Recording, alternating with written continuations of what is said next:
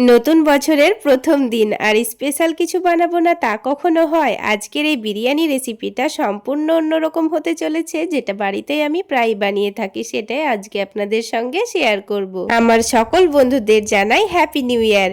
এই বছর সকলের খুব খুব ভালো কাটুক। আসসালামু আলাইকুম বন্ধুরা, কিচেন বাঙালিয়ানা চ্যানেলে আপনাদের সবাইকে স্বাগত জানাই। আজকে আমি আপনাদের খুবই সহজ পদ্ধতিতে দুর্দান্ত স্বাদের বিরিয়ানি বানিয়ে দেখাবো। চলুন তাহলে সম্পূর্ণ রেসিপিটা ঝটপট দেখে নিই। প্রথমেই 1 কেজি বাসমতি চাল নিয়ে নিয়েছি। চালটাকে ভালোভাবে প্রথমে ধুয়ে পরিষ্কার করে নিতে হবে।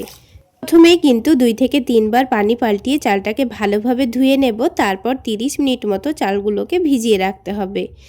তো দেখুন, চালটাকে কিন্তু আমি 3 থেকে 4 বার পানি পাল্টিয়ে ধুয়ে নিয়ে পরিষ্কার পানিতে এখন ভিজিয়ে রাখবো। আর এইদিকে আমি কিছু সবজি নিয়ে নিয়েছি। আপনারা হয়তো ভাবছেন বিরিয়ানিতে আবার কে সবজি দেয়। হ্যাঁ, আমি এইভাবে বিরিয়ানিটা বানাই, একবার বানিয়ে খেয়ে দেখবেন, দারুণ লাগে খেতে। তো প্রথমেই মোটা মোটা আলুগুলোকে মধ্যে থেকে কেটে 2 ভাগ করে নিয়েছি। আলুগুলোকে খুবই অল্প সময়ের মধ্যে সেদ্ধ করে নেওয়ার জন্য প্রেসার কুকারের মধ্যে দিয়ে দিয়েছি। তার মধ্যে পরিমাণ মতো পানি, স্বাদ মতো লবণ আর হলুদের গুঁড়ো দিয়ে ভালোভাবে সেদ্ধ করে নিতে হবে। তো একটা চুলাতে আমি প্রেসার কুকারটা দিব, আরেকটা চুলাতে আমি পানি গরম করতে দিয়ে দিয়েছি। এটাতে ভাত রান্না করে নেব। আর এদিকে পানি গরম হতে হতে বাকি কাজগুলো আমি গুছিয়ে নেব। তো 4টা ছোট সাইজের গাজর নিয়েছি। গাজরের পাতলা খোসাটা ছিলে নিয়ে আমি ভালোভাবে গ্রেট করে নিয়েছি। তো এইভাবে গাজরগুলোকে গ্রেট করে নিলে কিন্তু খুবই অল্প সময় লাগে, তবে আপনারা চাইলে গাজরটাকে আপনারা কুচি কুচি করে কেটেও নিতে পারেন। গাজরটা গ্রেট করে তুলে রেখে এবার আমি টমেটোগুলো কুচি করে নিচ্ছি। তো দেখুন, টমেটোগুলো একটু মোটা করে কুচি করে নিয়েছি। এটাকেও এখন এক সাইডে রেখে দেব। আর ঝালের জন্য আমি বেশ কয়েকটা কাঁচামরিচ নিয়েছি, মধ্যের জায়গাটা একটু করে চিড়ে রেখে দিচ্ছি। আর বেশ খানিকটা ধনেপাতাও নিয়েছি, এবার এগুলোকেও কুচি করে নেব। কাজগুলো রেডি করতে করতে এদিকে আলুটা কিন্তু ভালোভাবে সেদ্ধও হয়ে গেছে। 3টা সিটি হয়ে যাওয়ার পর প্রেসার কুকারটা আমি নামিয়ে নিয়েছি। এবার একটা মশলা রেডি করে নেব। তার জন্য এদিকে আমি কিছু গোটা গরম মশলা নিয়ে নিয়েছি। এবার একটা তড়কা প্যানের মধ্যে মশলাগুলোকে দিয়ে কিছুক্ষণ ভালোভাবে হালকা করে ভেজে নিতে হবে। লক্ষ্য রাখতে হবে মশলাটা যেন না পুড়ে যায়। তো এবার গ্যাসটা বন্ধ করে দিয়েছি আর মশলাটা হালকা ঠান্ডা হয়ে গেলে আমি মিক্সিং জারে গুঁড়ো করে নেব।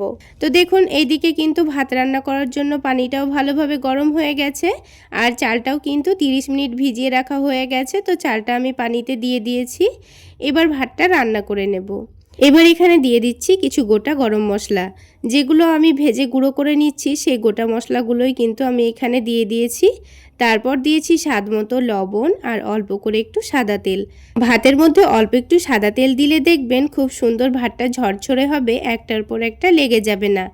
ঢাকনাটা লাগিয়ে দিয়ে এদিকে প্রেসার কুকারের ঢাকনাটা খুলে নিয়ে আলুগুলো বাটির মধ্যে তুলে নিচ্ছি।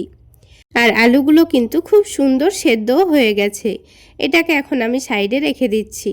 আর এদিকে ভাতটাও কিন্তু অর্ধেকটা হয়ে এসছে, তো আমি একবার নাড়াচাড়া করে দিচ্ছি।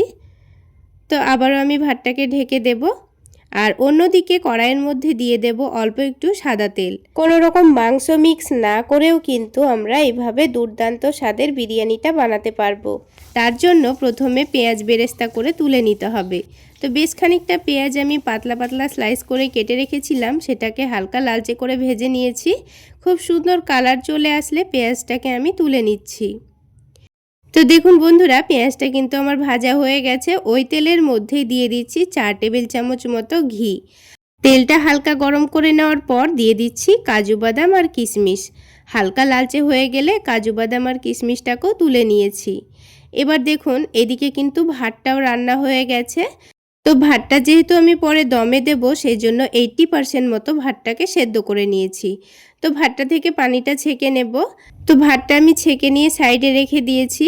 আর ওই বাকি তেলের মধ্যেই তেলটা ভালোভাবে গরম করে নিয়ে আলুগুলোকে দিয়ে বেশ খানিকটা লাল লাল করে ভেজে নেব।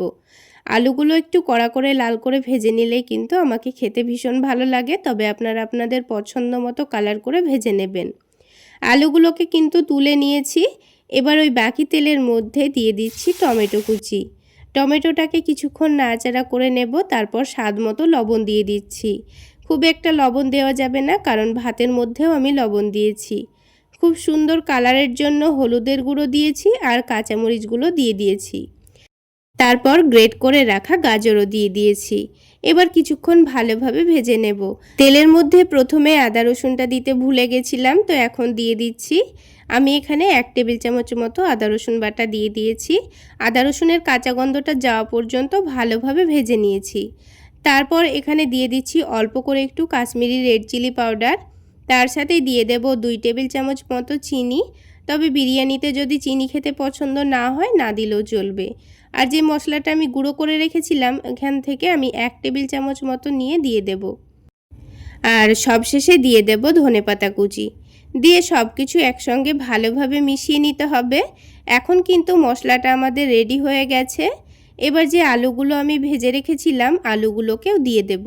আলুগুলোকে দেওয়ার পর 3 থেকে 4 মিনিট সময় নিয়ে আবারও ভালোভাবে কষিয়ে নেব। তো এখন কিন্তু আমাদের মশলাটা রেডি হয়ে গেছে। নামানোর আগে অল্প একটু পেঁয়াজ বেরেস্তা দিয়ে আবারও একটু নাড়াচাড়া করে নিয়েছি। এবার এই মশলাটাকে আমি এখন নামিয়ে নেব। এবার বিরিয়ানিটা সাজিয়ে নেওয়ার জন্য অর্ধেকটা মশলা আমি আলাদা একটা বাটির মধ্যে তুলে নিচ্ছি। এবার ওই বাকি মশলার মধ্যে আমি অর্ধেকটা ভাত দিয়ে দেব।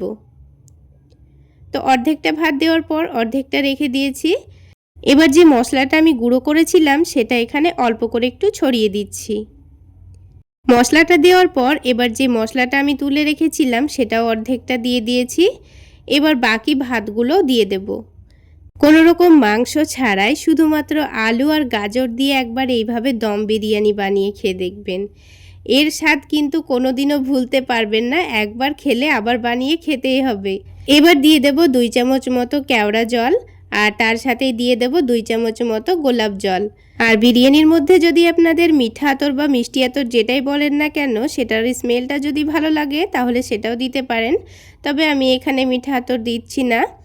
তারপর এখানে আমি অল্প একটু দুধের মধ্যে কেশর ভিজিয়ে রেখেছিলাম, খুব সুন্দর একটা কালার আসবে সেই জন্য দিয়ে দিয়েছি। তারপর ভেজে রাখা বাদাম কিশমিশটাও দিয়েছি আর ধনেপাতা কুচি দিয়ে দিয়েছি আর কয়েকটা কাঁচামরিচ দিয়ে দিয়েছি আর পেঁয়াজ বেরেস্তাগুলো দিয়ে দেব। আর সব শেষে আবারও 4 টেবিল চামচ মতো ঘি দিয়ে দিচ্ছি। তারপরে কড়াইটাকে ঢেকে দিয়ে আমি 15 মিনিট মতো দমে দিয়েছিলাম। তবে আপনাদের হাতের কাছে সময় থাকলে 30 মিনিট মতো দিতে পারেন। তো নিচে একটা রুটি করা তাওয়া দিয়েছি, তাওয়ার ওপর কড়াইটা রেখে দিয়ে গ্যাসের ফ্লেমটা হাইতে করে দিয়ে ভালোভাবে ঢেকে 15 মিনিট দমে দিয়েছিলাম। তো দেখুন বন্ধুরা, তৈরি হয়ে গেল আমাদের দারুণ টেস্টি বিরিয়ানি। এই বিরিয়ানির রেসিপিটা কিন্তু সম্পূর্ণ আমার নিজের তৈরি আর এইভাবে আমি মাঝে মধ্যে বানিয়ে থাকি। কারণ আফরিন মেঘনার বাবা আবার মাংস দিয়ে বিরিয়ানি বানালে খুব একটা খেতে পছন্দ করে না, তাই ওকে আমি এইভাবেই বানিয়ে দিই। আর খেতে কিন্তু দারুণ হয় বন্ধুরা, একবার হলেও বানিয়ে খাওয়ার চেষ্টা করবেন। তাহলে বন্ধুরা, আজকের রেসিপি ভালো লাগলে অবশ্যই একটা লাইক শেয়ার করে দেবেন। আর আমার এই সহজ রেসিপিগুলো যদি ইউটিউব চ্যানেল থেকে দেখে থাকেন চ্যানেলটি সাবস্ক্রাইব করে দেবেন আর ফেসবুক পেজ থেকে দেখে থাকলে পেজটি ফলো করে দেবেন। তাহলে বন্ধুরা, আজকে এই পর্যন্তই। সকলে অনেক বেশি ভালো থাকবেন, সুস্থ থাকবেন।